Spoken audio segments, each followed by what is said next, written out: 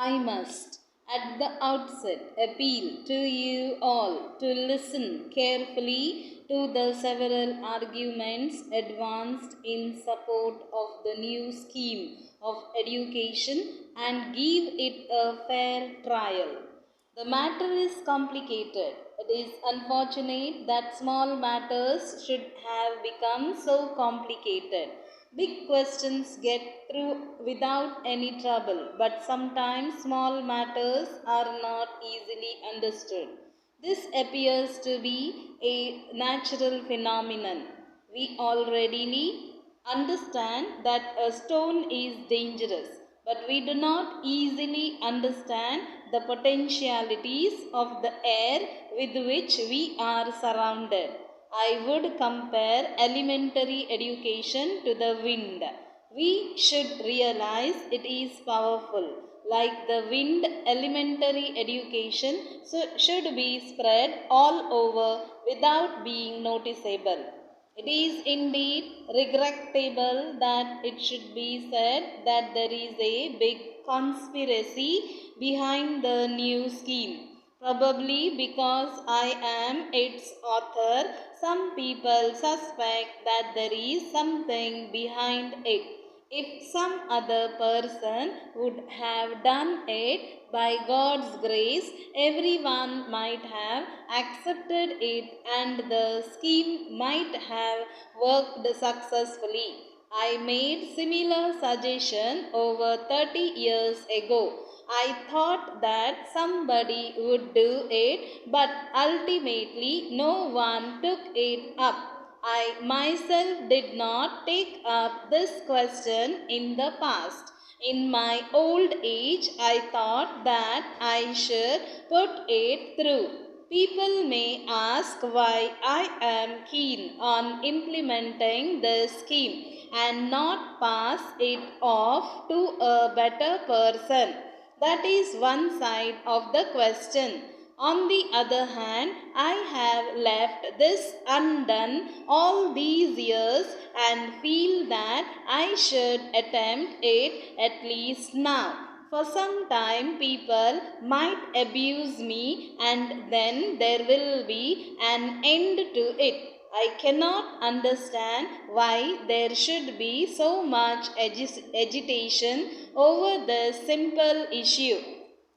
There have been many occasions in the history of this country when several changes have taken place in the field of education and no one has protested. People in olden days were fortunate, but I am not unfortunate because for the small change I am introducing there is so much protest. To my mind, the confusion that is created in the minds of the people and the mistaken notion that education gets employment is the cause of what I call the disease. Criticism is made and fear expressed that the full period of education under the new scheme has been reduced by half, and it is said that a full meal has been cut off half. This is a mistaken notion, and there is no substance in the fear. What is required is that everybody should know how to read and write.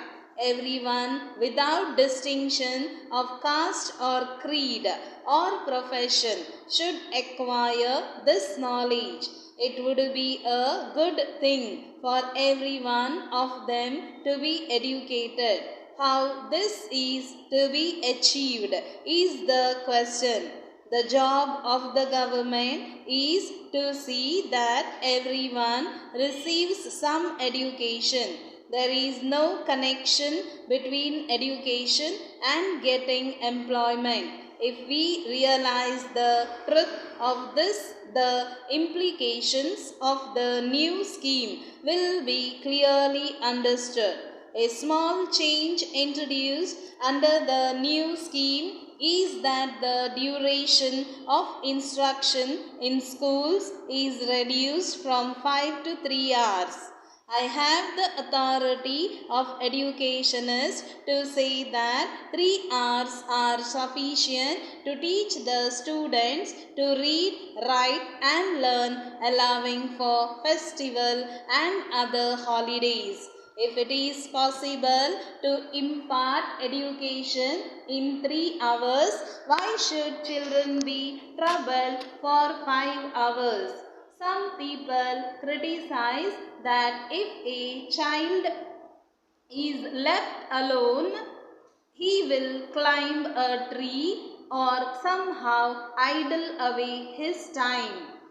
This claim of objectors seem to say that they have entrusted their children to the teachers to be looked after all through the day, and that they are disappointed that their children are being sent back to their care much earlier. I only pity those who raise such objections. The real question is how the leisure hours can be utilized by the children. It is enough if the children spend the time in play and also incidentally learn with interest and pleasure. The thrill that the children get from flying a kite can be appreciated. Children learn a lot by flying kites. When I was a student, I was very much attracted by the potter's wheel and used to run up to watch the potter at work. This was a great experience for me. If children watch the pot maker, then they will learn the technique of it. Similarly, children can watch craftsmen at work. It was suggested that these crafts can be taught by trained teachers within the school. This suggestion cannot be accepted because our past experience with these teachers has not been very encouraging. Details in working out the scheme can always be discussed and examined. The scheme will be successful only if there is change in the attitude of the people. This situation must be changed, and the whole village should also be converted into a polytechnic. Dear Sir, we have received your letter of the 8th instant. Our contract with you was entered into on the clear understanding that you will observe its terms and conditions. We should like to point out that our expectations have not been fulfilled. Under the terms of the settlement, the work has to be finished by the middle of May, and there is no reasonable certainty of this result being achieved. You had better consider what would be result of your action if the work you have undertaken is not finished on the date in question. We should like to have a definite assurance as to your intentions. You will remember that we went into the matter at great length in our previous communication, and we should not have had to reopen the subject so soon, but for the way in which our instructions have been disregarded. We hope you will excuse us for saying so, but it looks as though you will never put your heart and soul into the work or carry out the terms of the contract. We cannot resist the conclusion that you could have done more with greater vigilance. If you could finish the work rapidly now, we would not take any technical objection on the ground of delay. It may seem to you that we are unduly harsh, but on careful consideration, you will find that you are wrong in thinking so. At this distance of time, it is impossible for us to say in how many other cases we have been put to loss involving a large sum of money, but you know perfectly well that we have shown great patience in a large number of cases, especially in one instance which occurred the year before last when a similar case was under consideration.